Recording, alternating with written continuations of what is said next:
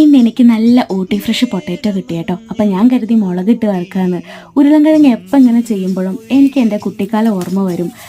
ഒപ്പം എൻ്റെ കൂടെ പഠിച്ചൊരു സുഹൃത്തിനെയും ഉച്ച സമയത്ത് അവൾ ഉച്ചയ്ക്ക് കൊണ്ടുവരുന്നത് പല വിധത്തിലുള്ള ഡിഷസാണ്. കൂടെ ഈ ഉരുളൻകിഴങ്ങ് ഇങ്ങനെ വട്ടത്തിലൊക്കെ അരിഞ്ഞ് വറുത്ത് കൊണ്ടുവരുന്നത് ഞാൻ ആദ്യമായിട്ടാണ് അതൊക്കെ കാണുന്നത്. അതുകൊണ്ട് തന്നെ കൗതുകത്തോടു കൂടി ഒരുപാട് തവണ നോക്കിയിരുന്നിട്ടുണ്ട്.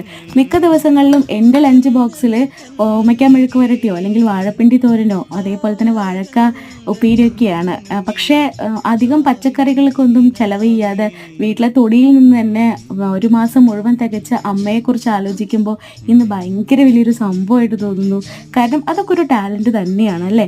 എന്തായാലും നമുക്കിന്ന് ഉച്ചയോട് നോക്കാം. 2 ദിവസമായിട്ട് സാമ്പാർ കഴിക്കാൻ ഭയങ്കര കൊതി. അപ്പോൾ അതുകൊണ്ട് സാമ്പാറാണ് വെച്ചത്. പിന്നെ നമ്മുടെ ഉരുളക്കിഴങ്ങ് പൊരിച്ചതും ക്യാബേജ് തോരനും ഒരു ആഡംബരത്തിന് വേണ്ടി മുട്ട പൊരിച്ചതും പിന്നെ നമ്മുടെ പാവൻ ചമ്മന്തിയും. അപ്പോൾ ഇത്രയ്ക്ക്